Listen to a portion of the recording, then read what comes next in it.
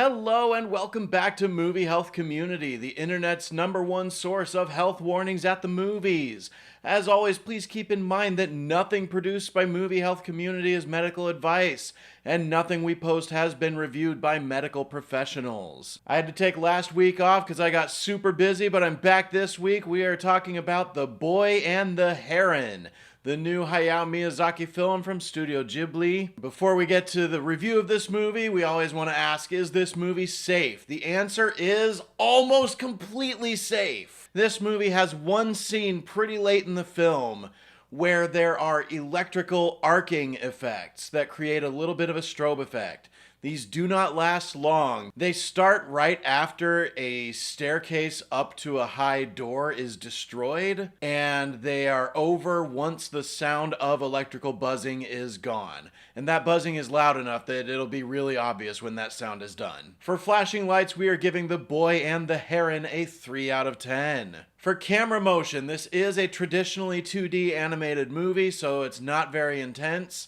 There are some brief moments of POV shots of someone sprinting, and that does a little bit of blurring to depict not only the rush that the character is in, but the panic, the state of panic that the character is in. So that may be just a little bit disorienting, but it does not last long. There are some flying scenes, but again, with this being a 2D animated movie, the camera motion risk is very mitigated. As for mental health with The Boy and the Heron, there is a self-inflicted injury early in the movie that bleeds profusely. There is some war violence that results in civilian casualties. And there is some body transformation of human characters, or characters being changed into human form. That may be a little disturbing to some. Now, is The Boy and the Heron actually any good? I'm gonna be honest, I am not the best judge for this movie, and that's because I have never been able to get on board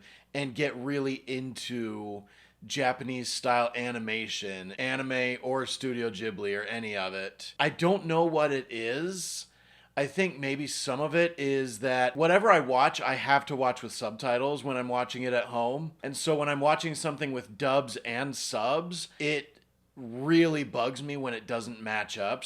And I know that's a problem with other foreign films. I've had the same problem when I've tried watching things in Spanish. Even though I know Spanish, I do still get bugged by that. There's also the cultural aspect of that suddenly in this story that's been depicted as being realistic to human reality and human physics and everything. Suddenly there enters an element of supernatural ability or magic that I have never once seen explained into the lore of the movie, and so it just feels kind of like it comes out of nowhere. All that to say, I've never really been able to get into this style of movie, and The Boy and the Heron really didn't do anything for me to convince me that it's good. I was able to appreciate that the painting at work was beautiful. The artwork was gorgeous. And I was able to appreciate that there was creative imagery that is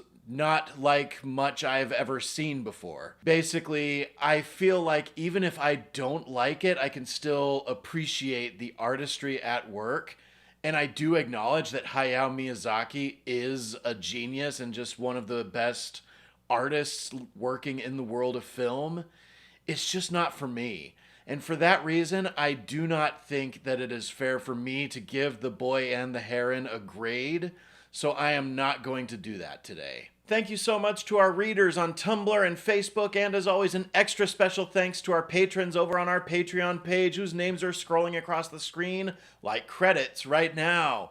Be sure to like this video, hit the subscribe button, hit the bell icon if you want to be notified when we post new videos, and leave a comment below if you have anything to add to the discussion, especially if you disagree.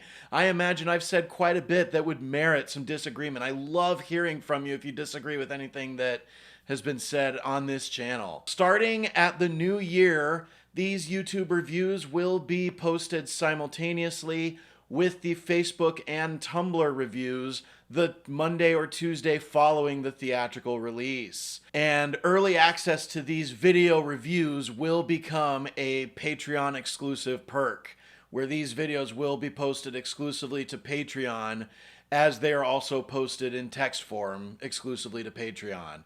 Then they will be posted publicly here on YouTube at the exact same moment that they're published publicly on Tumblr and Facebook. As always, stay safe at the movies.